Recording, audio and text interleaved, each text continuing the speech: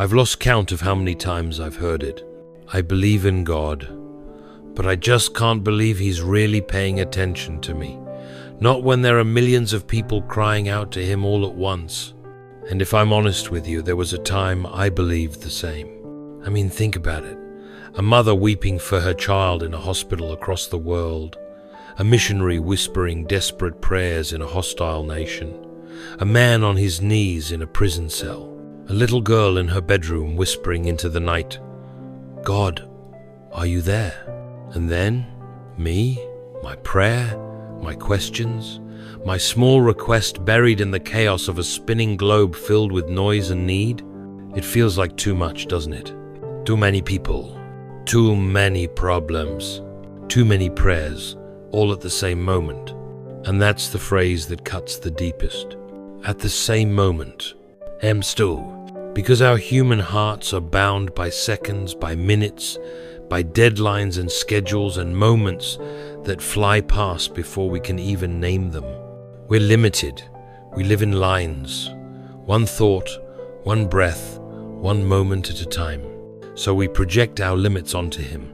We imagine God as a divine customer service rep, juggling our requests, putting us on hold, telling us, "Please wait, your prayer is important to us." But hear me, please hear me, that is not who He is. God is not like us.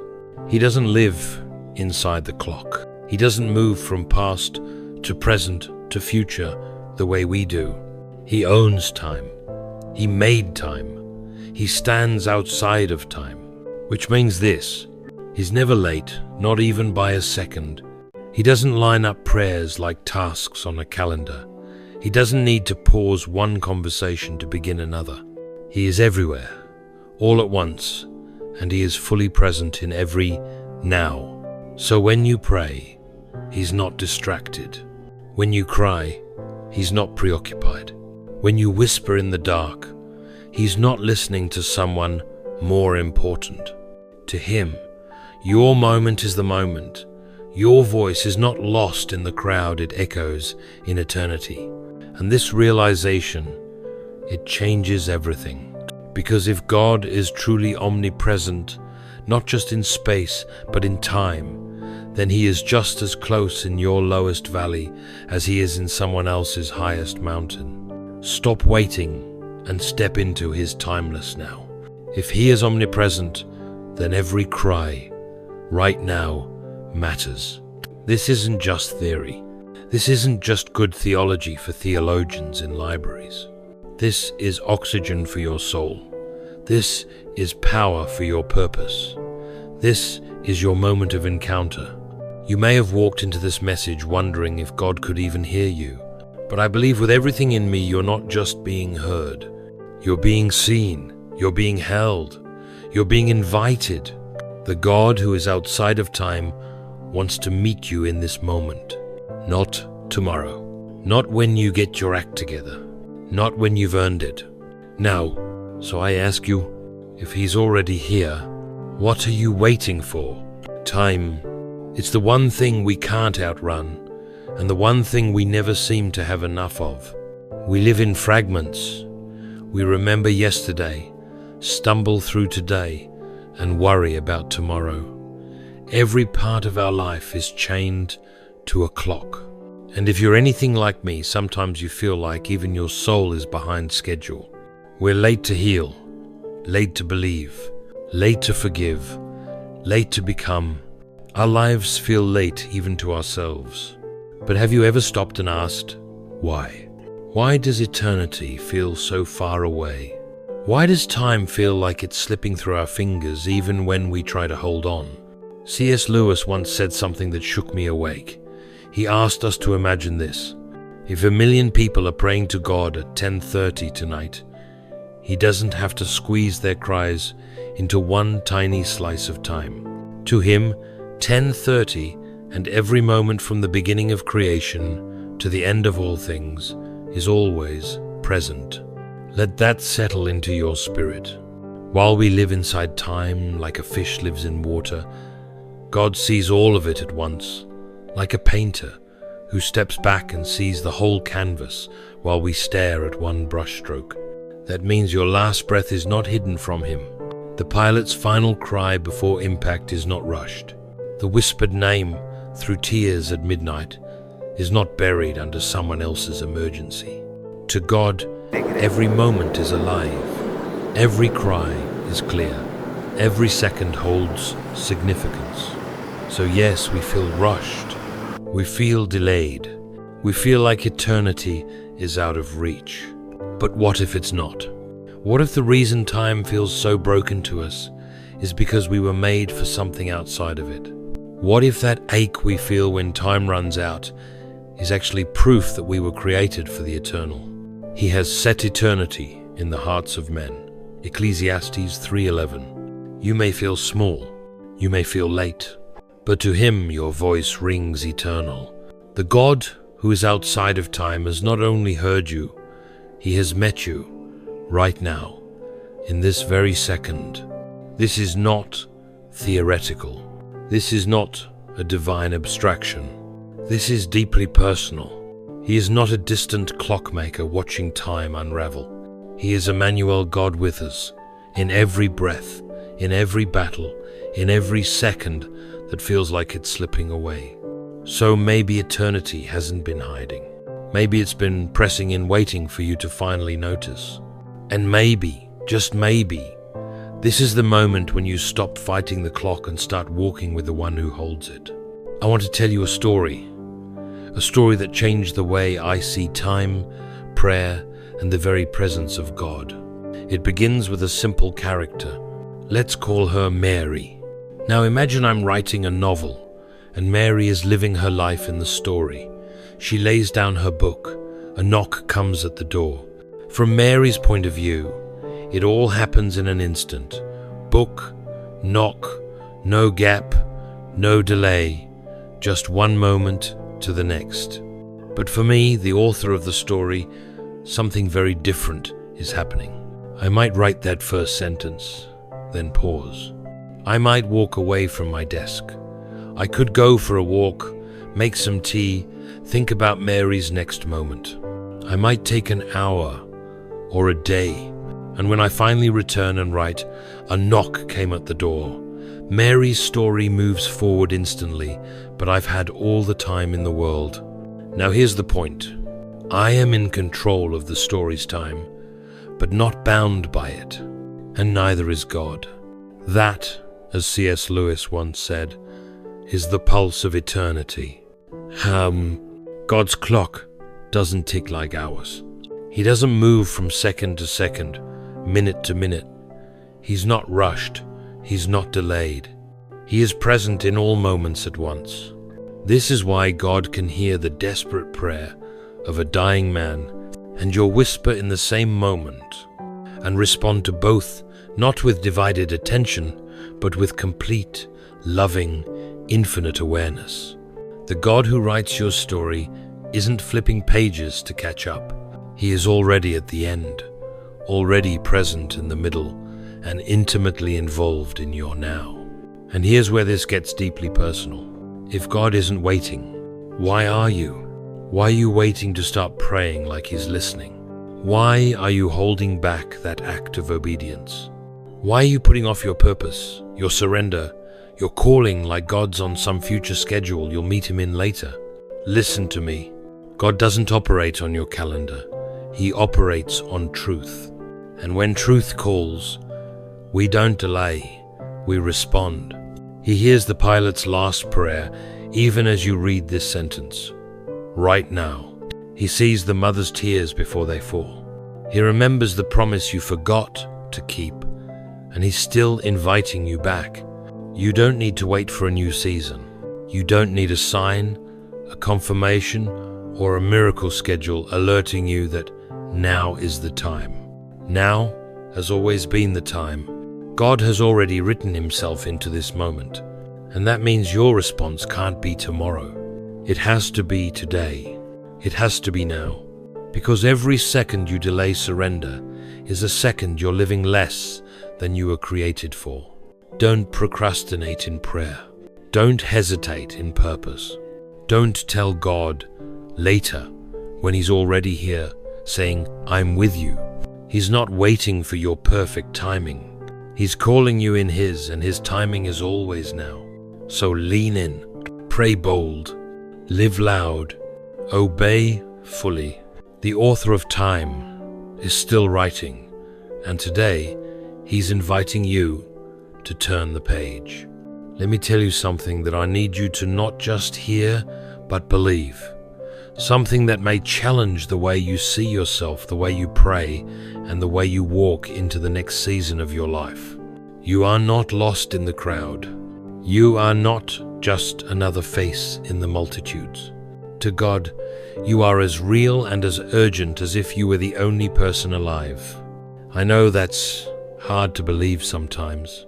I know what it's like to feel buried beneath the weight of the world. We look around and think, there are billions of people on this planet. Why would God care about me? But listen, God isn't like us. He doesn't get overwhelmed. He doesn't generalize. He doesn't batch process souls. He is infinite, and His love is deeply personal. When Christ went to the cross, He didn't die for a crowd. He didn't lay down His life for humanity in some vague collective sense. He died for you, not just the church, not just the saints, not just the better versions of ourselves. He died for you individually, as if you were the only one who ever sinned, as if your name was the only one written on His heart. And I don't say that as poetic exaggeration, I say that as eternal fact. Because Jesus didn't just carry the weight of the world, He carried you. He saw your guilt, your regrets, your story, and still He said, I want that one. Don't shrink from your significance. Don't let shame talk you out of God's attention. Don't let your past convince you you're background noise in heaven. You matter. Your tears matter. Your dreams matter. Your calling matters. You may have grown up overlooked. You may be living in a quiet place where no one knows your name, but He knows it. He spoke it. He formed you in your mother's womb, and He has not taken His eyes off you for one moment. And when you finally understand that, when it finally clicks, that the omnipresent, all-powerful God of the universe loves you personally, you will never pray the same again. You'll stop holding back. You'll stop bargaining for His attention. You'll stop waiting to be important enough to matter in the kingdom, because identity changes everything. And your identity in Christ is not earned, it's received. You're not just one among many. You're one He died for. You're one He sees now. You're one He's calling higher. And once you receive that truth, you'll begin to live from it. You'll stop trying to prove your worth and start living out of your worth. You'll stop chasing purpose and start becoming the person He designed before time began. This is where transformation starts. Not with striving, but with identity. Not with the question, what should I do? But with the answer, this is who I am. So, hear me. You are not a mistake. You are not invisible. You are not just one more. You are His, and He is here for you. Let me ask you something that might make you squirm a little. Is it selfish to focus on your own soul? Is it morbid, maybe even a little self-absorbed, to spend so much time on your inner life, your struggles, your habits, your healing, your heart? I've heard it before. I've felt it before. People say, come on now, the world is burning. Why are you wasting time digging through your own soul? Just get out there and do something. But let me give you a picture that changed how I see this. Imagine a soldier in the middle of a battlefield, and his commanding officer says, your weapon's jammed, your rifle's filthy, clean it. Now imagine that soldier looking back and saying, but Sergeant, isn't it selfish, even morbid, to be so focused on the inside of my rifle when there are battles to fight and lives to save?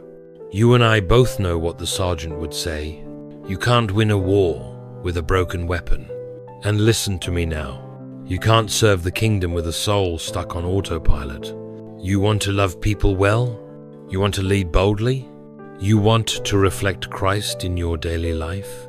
Then you need to stop pretending that what's happening inside of you doesn't matter.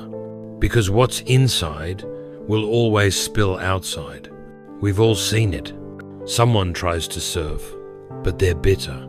They try to lead, but they're insecure. They try to love, but it's laced with pride, fear, comparison, or control. The fire looks bright from a distance, but up close, it's sputtering out. You are not built to fake it. You are built to burn with holy fire, but that flame won't last if the soul is corroded. So let me challenge you with love and urgency. Clean the inside, not to become self-obsessed, but to become spiritually useful.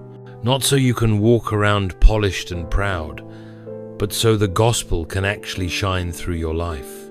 Jesus said, "First clean the inside of the cup and dish, and then the outside also will be clean."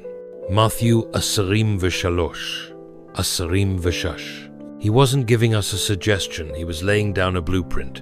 Real transformation always starts on the inside. You can't pour living water out of a rusted, neglected soul. You can't fake fruit. You can't bypass the root.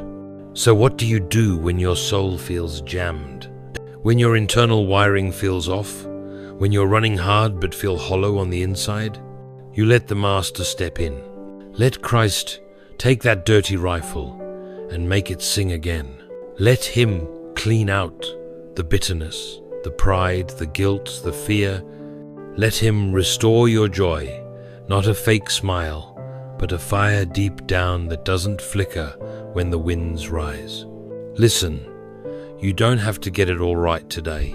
This isn't about guilt, it's about growth. Your mission is too important. Your impact is too eternal. Your calling is too sacred to carry it with a soul that's running on fumes. So don't ignore the internal just because the external looks busy. Let God repair what no one sees, so He can release what the world can't ignore. Let's be honest for a moment. Have you ever met someone who meant well, but left you feeling worse?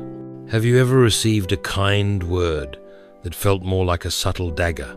A prayer that sounded more like a performance? A helping hand that somehow made you feel small? I have. And if I'm really honest, I've been that person. Good intentions, cold execution, right actions, wrong heart. C.S. Lewis captured this so perfectly when he described something we all know too well. Cold as charity. What a haunting phrase. Because we've seen it. We've felt it. That moment when someone offers help, but with eyes full of pity, not love. That act of service that leaves you feeling like a burden instead of a blessing. That conversation that drops a Bible verse like a bomb rather than a balm. Charity that belittles. Piety that puffs you up. Service that suffocates. We don't mean to do it. But when we serve from the old self, the self that hasn't been fully surrendered, even our best intentions get warped. Because here's the truth. Crabapple trees never yield sweet fruit. No matter how hard you try, the old nature can't produce the new life. We try to be helpful, but we're driven by pride. We try to be generous, but we want recognition. We try to love, but we do it in our own strength and end up empty, frustrated, bitter. This is the great tragedy of lukewarm love. It looks right on the outside, but it's ice cold on the inside. It's not enough to do good. We must become good from the inside out. We must become formed by Christ, so that what we give is not just action, but anointed affection. That's what the world is desperate for. Not plastic smiles, not forced generosity, not religious routines. The world is aching for real love, hot, holy, heaven-sent love. The kind that listens without judging. The kind that gives without strings. The kind that serves because Christ served first. So here's the question I feel burning in my own heart. Am I serving people to feel better about myself? Or am I serving because I've been wrecked by the mercy of Jesus? Because only that love changes the atmosphere. Only that kind of life bears lasting fruit.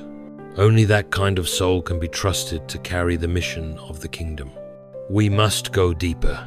We cannot settle for lukewarm love. Let the Holy Spirit take you to the root. Let Him dig past your image, your busyness, your performance, and deal with the motives that drive your ministry. You're not here to impress. You're not here to control. You're not even here to fix everyone. You are here to reflect the heart of Jesus, a heart that bleeds, that breaks, that burns with compassion. So if your love has gone cold, don't be afraid. God doesn't condemn you, He calls you. Back to the fire, back to the source, back to the place where love is not a task, but a testimony. Because when Christ forms your heart, everything you do becomes a vessel for His power. Here's the truth that turned my walk with Christ from religion into fire. The interior always becomes the outward. What's inside you, what's really going on in the deep, hidden corners of your soul, it eventually shows. Not in the big, flashy moments, but in the little things. The way you respond when no one's looking, the tone in your voice when you're interrupted, the way you love when it costs you something. The world doesn't need more performance. It needs people who are burning with something real. But hear me loud and clear. The inside only becomes holy on the outside when Christ is living on the inside. This isn't about self-help or behavior management. This is about surrender, letting Jesus take over the very core of who you are. And when He does, it shows. You can tell when someone has walked with God. You can see it. Their faces glow, their words settle deep, their presence speaks even before their mouths do.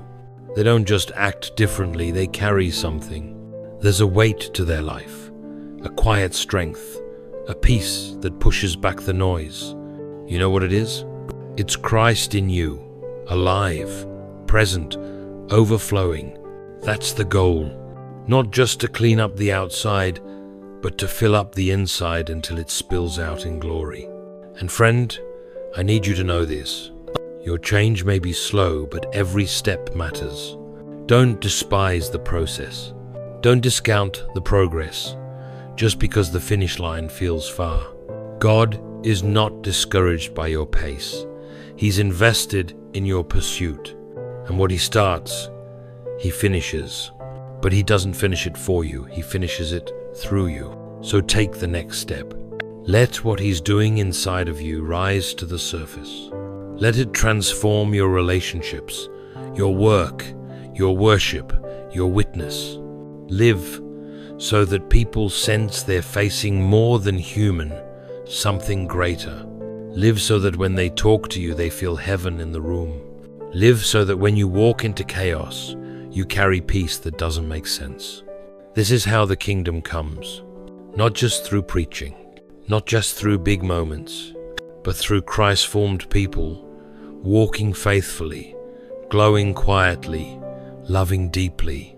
And it starts with one choice: to stop compartmentalizing your faith, to stop separating your inner life from your outer life, to live with one purpose, one Lord, one flame burning in every part of you. So I say it to you now, and I say it with urgency. Step into His presence and begin the work He started in you. Let the inside be transformed so the outside can testify. Because when the interior becomes the outward, you don't just live better, you become a living altar, a walking sermon, a vessel of glory. And that, my friend, is how the world changes. We've covered a lot. We've talked about God's omnipresence, not just in space, but in time. We've talked about the soul, the hidden places, the love that burns hot or cold, and the work Christ wants to do within us. But here's where it all lands. Time is short, but glory is eternal. And I don't say that to scare you. I say it to awaken you. Because every breath you just took you'll never get back. Every moment that slips by is one you'll never relive. But in the hands of God, that same moment can echo forever. You and I feel time like sand in our hands. We watch it fall. We feel it slipping through our fingers.